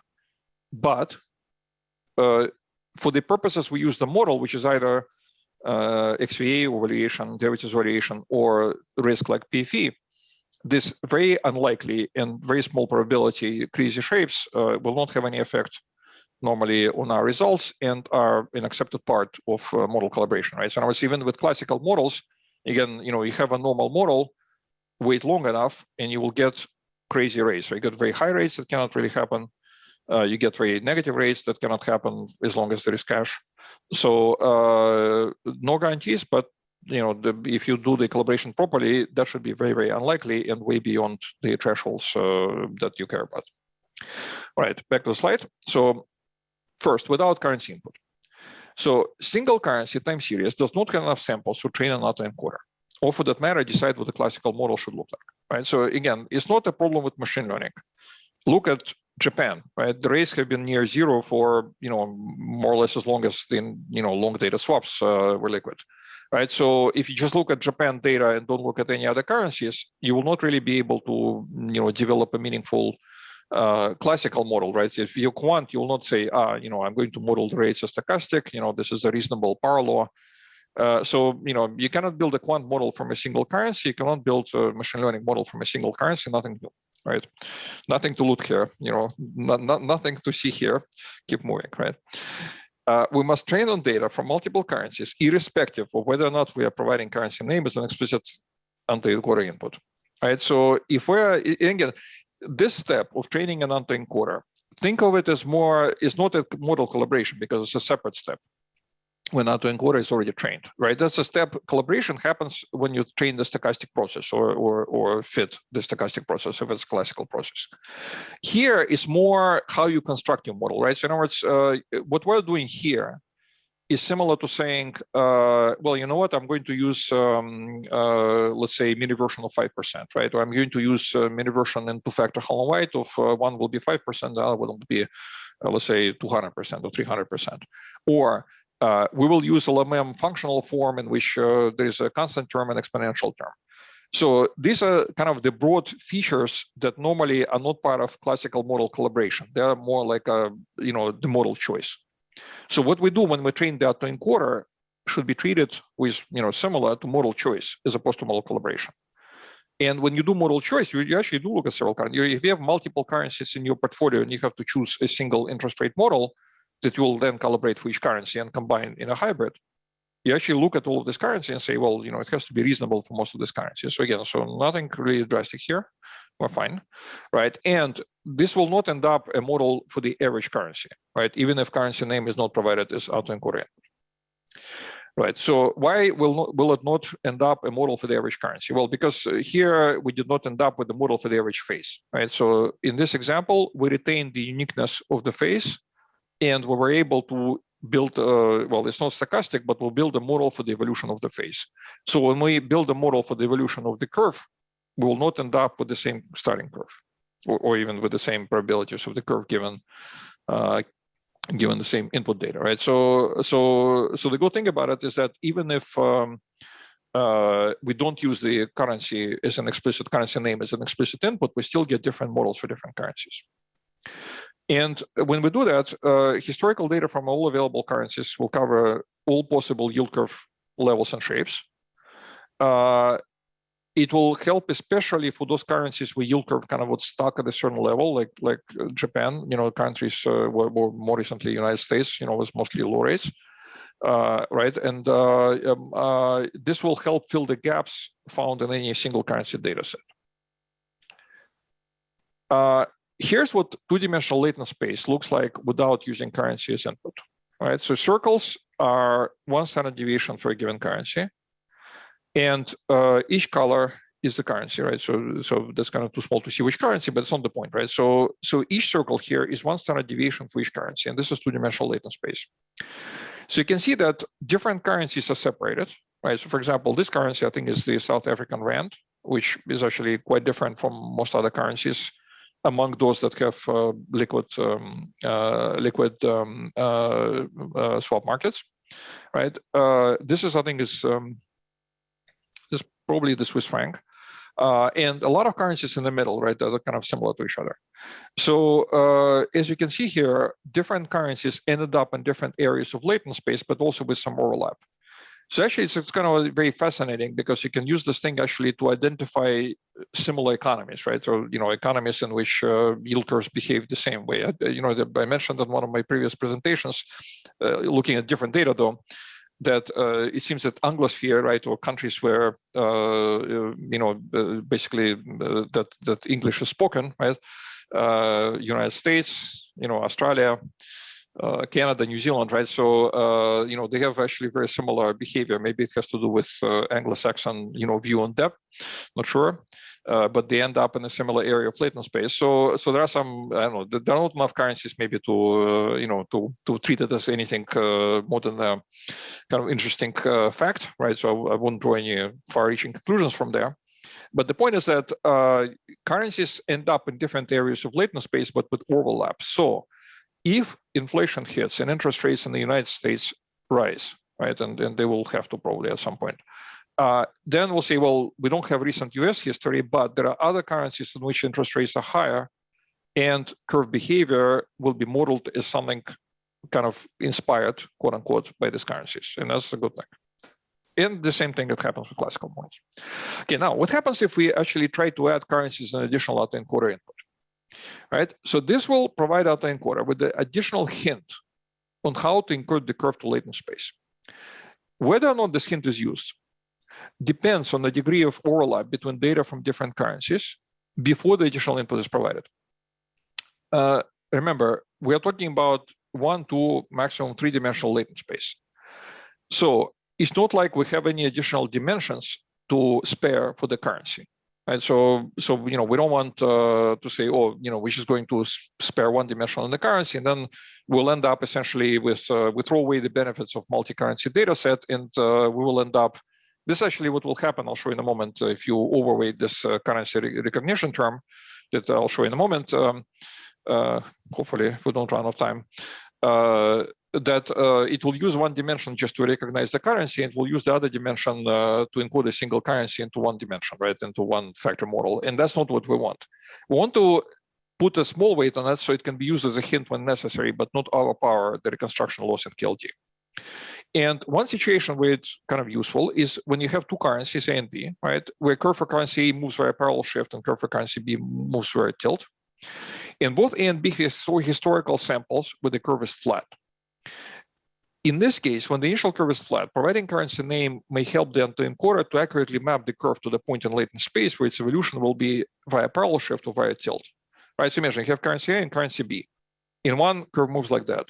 In the other, curves move like that. Right?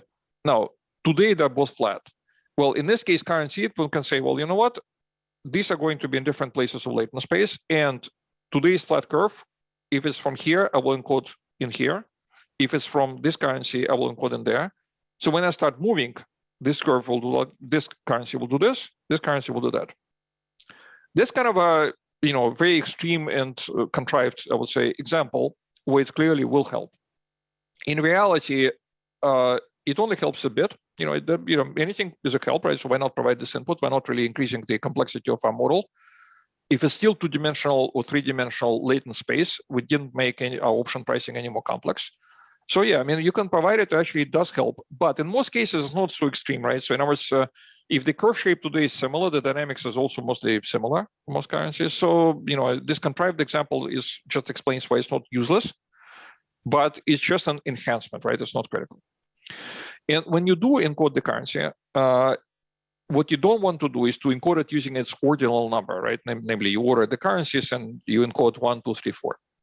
Because in this case, you only add one dimension, but currencies which are next to each other, like 1 and 2, right, will be different from the last currency, right? This will cause bias. It will assume that alphabetically ordered currencies that are next to each other are similar, and they're not, right? So what you don't want to do is one-hot encoding, right, where each currency has its own dimension, and you encode it as value 1 for that dimension and 0 for all others. So this makes all currencies equidistant, and it does not create bias in encouraging the grouping of certain currencies that are alphabetical next to each other. So if you provide currency name as input and don't do anything else, it will be just ignored, because you need to, anytime you provide the input, you need to provide feedback for this input. And this feedback for the input is cross-entropy loss for one-hot encoding. And that's the simplest form of cross-entropy loss. So cross-entropy generally is when you have weights and then you see how well you recognize those weights. But in this case, our initial weights, the correct weights are 1, 0, 0, right? And our decoded weights, so we'll encode euro curve, and it will decode and say, well, this is 80% euro, 15% pound, and 5% USD. Okay, great, right? So in this case, one-hot loss is categorical cross-entropy, but only one term, right? So it will be minus logarithm of 0.8. So in this case, so, again, if it's added, you have to be really careful that you don't overweight it, because otherwise it will just, use your latent dimensions to just encode the currency. I'll actually show what happens if you put a big weight on it. And that's what you don't want to accomplish, right? I have a lot of questions, but also we're kind of running out of time. So let me see if I can go through the examples and then see what I can answer. All right, so that was the last slide. That's our references. And let me just see if I can quickly go through the questions that can be quick to answer. And then 1 second. Starting from number 11. Okay, 1 second. Well, 11 was covered, and then 12. Formal guarantees, okay, fine. Do you include basis swaps, cross-currency swaps? This is a single currency model. So if we were building a cross-currency model, you can actually take these single currency models, which are machine learning models, and correlate them in a normal way, in a usual way, just by correlation metrics of the stochastic drivers. Or you can build a cross-currency model, but that's not what we're doing here. So we're not doing basis swaps or cross-currency swaps, but only because we're building a model for the single currency, right? We would use it as the curve input if we're building a model for the single currency, which is a foreign currency in our hybrid model, but that would be just a different curve input. How do you deal with different conventions? Okay, it's a very good point. Yeah. So as I said, we do not have to normalize conventions. That's actually an excellent question, right? We do not have to normalize conventions between different curve points. If your short points are coming from, basically one type of instrument has different day count bases, that's not a problem. But actually, you do want to actually normalize basis conventions between currencies if you're using multi-currency data. So that's actually an excellent point.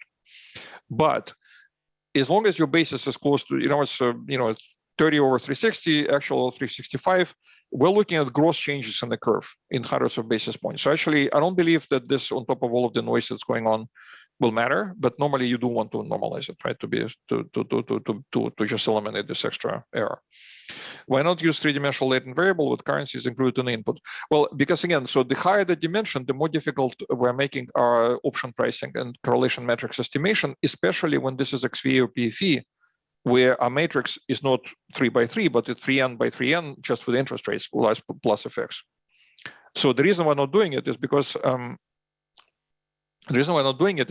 by adding an extra dimension, we make our pricing problem and the model less effective, right? So slower. So you can add the extra dimension, but still, even if you do add the extra dimension, you don't want to add it such that it's only devoted to the currency, because if you recognize the currency perfectly, you've just eliminated, you killed the benefits of multi-currency data set, because then each of them would be separate.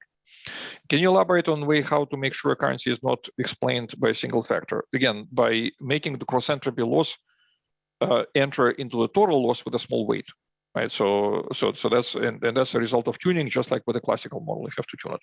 All right, so with that, let me exit the PDF. What I will do instead is go to PyCharm, and hopefully we can look at some data. Right. So first of all, let me just 1 second. So I think I need to close the close the PDF so it doesn't block it from being recreated. Okay. So this is the code. All right, so there is, pieces of code that kind of implements the models and so forth. But again, so this is not a hands-on coding workshop, as I've mentioned in the beginning, right? So we're talking about the model. I'll just show the results, and hopefully over time we can put some of this on GitHub. All right, so this is the default, right, set of settings, right? So that's, how the training works, the network architecture. So you can see, key parameters here.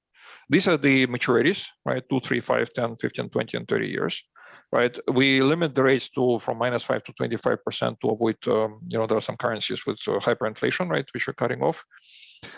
And we're using L1 loss in this case.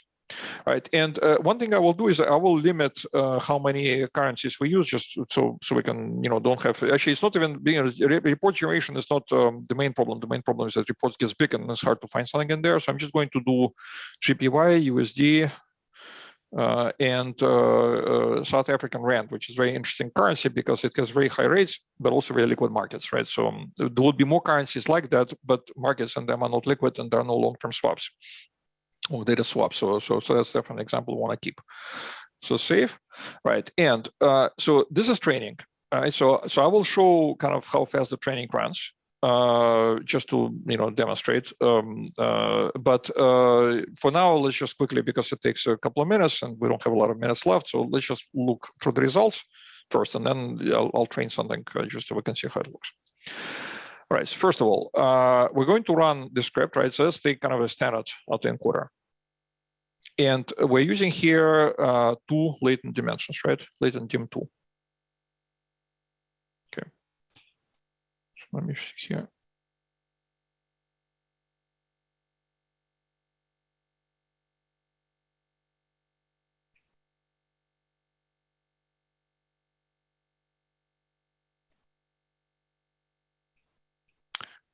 So we'll generate the report shortly. This machine learning, so it does actually, okay. Right, so sorting is done. Okay, and we can open the report now. 1 second.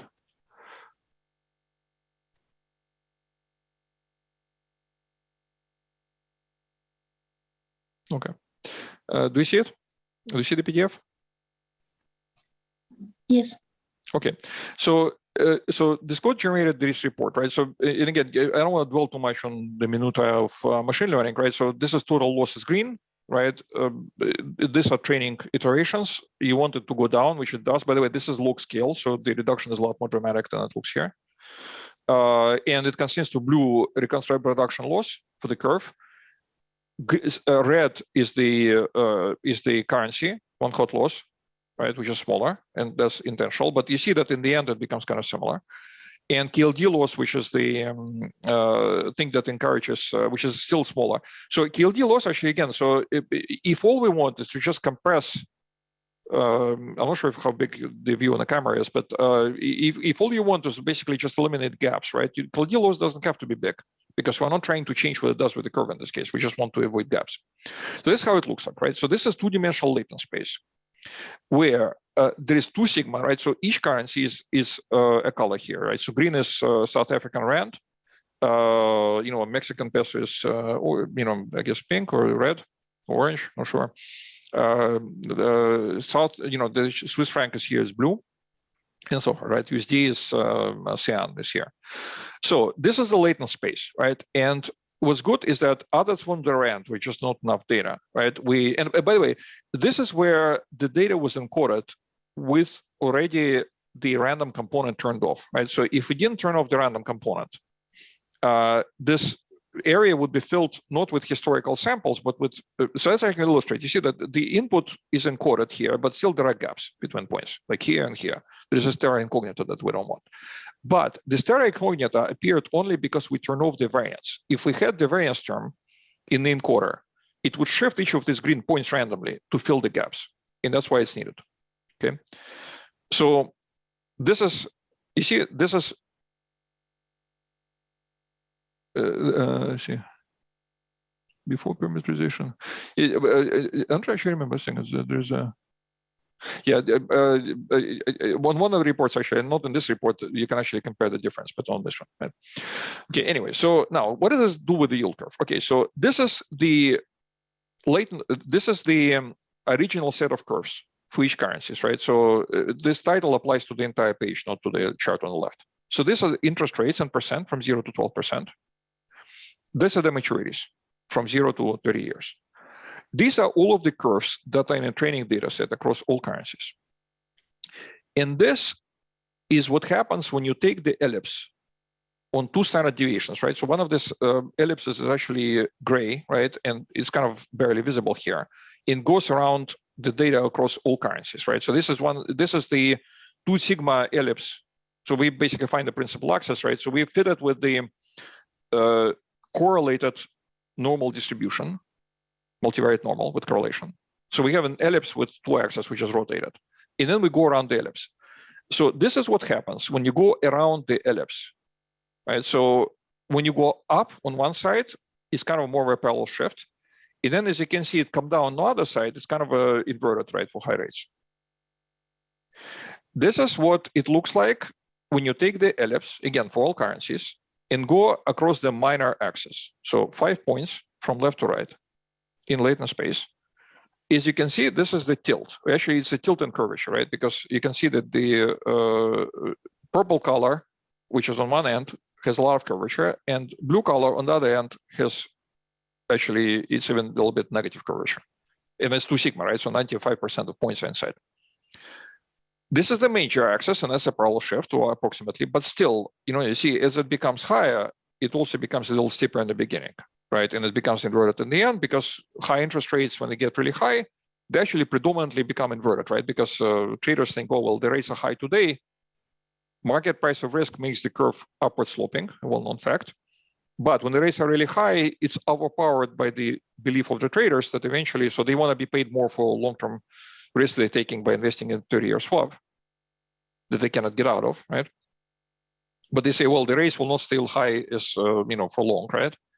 So upward slope of the yield curve becomes flatter as the rates rise, and eventually the yield curve becomes inverted, and mostly it becomes inverted when the rates are very high, because people think short rates are high, but not for 30 years. So this parallel shift also becomes, changes the slope, right? So it's not really parallel. So that's actually the advantage. When you construct a normal model, you go, well, let's take the parallel shift and add the tilt and add the curvature, right? So here it has three things that are compressed in 2 dimensions. So it kind of combines them and splits the curvature across the two, right? I'll show in a moment how. Okay, so that's another thing, right? So tomorrow we'll be, by the way, how are we doing on time? We're not doing very well on time, but hopefully we can run over a few minutes, right? So it's already 2 hours, but there are a lot of questions, so I hope I can take a few more minutes to finish the data. So what this thing does is that it's a diagonal compared to going across minor axis and then major axis, right? So the dashed line is diagonal, which you take the initial point and you add the shift across minor and major axis. And it shows the nonlinearity of this. And the reason you need to show nonlinearity is because in order to construct the exact counterpart based on autoencoder of the 2-factor short rate model, such as G2++, CI++, 2++, or 2-factor Hallam-White, in fact, you need autoencoder to represent, at least somewhat accurately, the change from your initial point to whatever your horizon is the sum, right? So it's the cross term should be small. So it turns out that autoencoder, without any specific attempt to do it, you can actually try to force it to be this way, right? But we didn't. But it's already kind of, as you see, the error of going across the axis versus the diagonal is pretty small. That's good because we can build this type of model from it. Okay, and this is what happens when you for the yen, right? So you encode the curve and you decode the curve, right? So this is the for the yen. We didn't do it for all of the currencies because it's just too crowded. So that's the original curve. That's the encoded curve. It's actually not so bad, right? So there are some currencies, and this is for the yen. We're going. So there is a question. I'll answer it tomorrow because we're out of time. I'll start from answering it tomorrow. I'll answer it tomorrow with the first set of questions. So so this is for the yen. On the left, original curves, on the right, encoded curves. Not too bad. Well, for yen curve is simple there, so there will be worse for others. And this is what happens when you go across the ellipse of 2 standard deviation in semi-axis, right? So that's kind of how far. That's what the shapes the curve will generate if you just go with like 2 standard deviations in any direction. And this is how well you can recognize the currency. It's pretty well, right? So you can see that mostly it's yen, right? So on the left, it's always yen, yellow. Here, it's mostly yen. That's what it predicts, right? So it basically looks at the curve and says, I think it's the yen currency. But remember, it also has the input. So it's not like it's saying, here's the curve shape, I know which currency it is, right? It's just saying, how much it pays attention to the currency input in combination with the curve shape, right? So it also mixes in CAD and it mixes in USD. And that's understandable because actually on these days, like, basically, 2010 or so, like the curve shapes are kind of similar. Now, this is another thing, right? So this is what happens when you move for the yen, right? Across 2 main axes and diagonal, right? And this is the opposite, right? So you apply parallel shift to the curve, and this is how you move in latent space. This is you apply tilt and around the 15-year point, and this is how you move in latent space, right? Opposite. And this is when you apply curvature, right? So you basically take 7.5 and 22.5 as pivots, which are not actually nodes, right? But they're just in the middle between 15 and 30, and 0 and 15. So as you can see, when it does 2 dimensions, it kind of splits the curvature across between parallel. So as it moves up and down and tilts, right? It also applies the right mix of curvature in an optimal way. Tomorrow I will show that actually things, models like 2-factor short rate models, various other models, they do the same, right? So in other words, when you build a 2-factor short rate model or HGM or LMM with 2 stochastic drivers, you actually kind of do the same thing, right? So in other words, you basically have a model in which you have 2 ways you can move, right, in 2 directions with your 2 stochastic drivers. And you have 3 things about the curve that you care about: parallel shift, tilt, and curvature. So classical models do the same thing, but variational autoencoder, if I may say, does it better because that's exactly what it's trained to do, as opposed to someone just writing a parametric form and eyeballing it and thinking that that looks good. So we're trying to essentially do the same thing as quants do with classical models, but to use machine learning training for it, which is more rigorous, I believe, because it's based on data and clear loss or optimization criteria. All right, so now USD, right? Well, now as you can see, it's worse, right? So you can probably see. Let me just scroll through to RAND, right? So maybe the RAND is kind of a more example where it's really extreme, right? So for RAND, there are a lot more curve shapes here. As you can see, like for example, this curve shape, right, is not really well represented, right? Because it goes like down here and goes, a lot more smooth here, right? So there are a lot of shapes here that are not exactly represented well. And this is what happens when you go around the ellipse. This is how it recognizes the RAND pretty well. This is what the latent space minor axis looks like, and this is major axis, right? So as you can see, completely different from yen. So about the, and again, this goes across the whole range of this. So it covers the same range of the rates, but it does it differently. So you can see in this report that the behavior of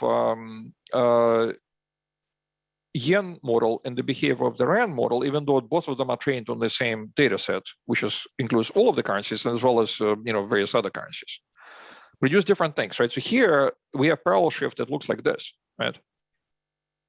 And we have a tilt which looks like that. So the curvature is distributed in a completely different way across, right? So you can see here that this angle is actually completely different. So green is how curvature is split between, if it was parallel to blue, it would be, going along parallel shift, and if the opposite going with the tilt, right? So it's split differently. And what's interesting here is that for the RAND, we have the worst separability. So in a sense that you see the dashed line here along the diagonal is most different. So dashed line is you move across the two semi-axis, right? And the blue line is along the diagonal. So they are more different than they were for other currencies, but still not too bad, right? So especially, that's a 2 standard deviation, right? For 1 standard deviation, they're kind of close. All right, so 1205, right? So here's what I would like to do. I would like to go through a few examples here that show what happens when you show what happens when you do one-dimensional latent space. Show what happens when you overweight one of the terms, right? Just the KLT, reproduction loss, or currency. However, I cannot do it justice, in 2 minutes. So the session, let's conclude the session today.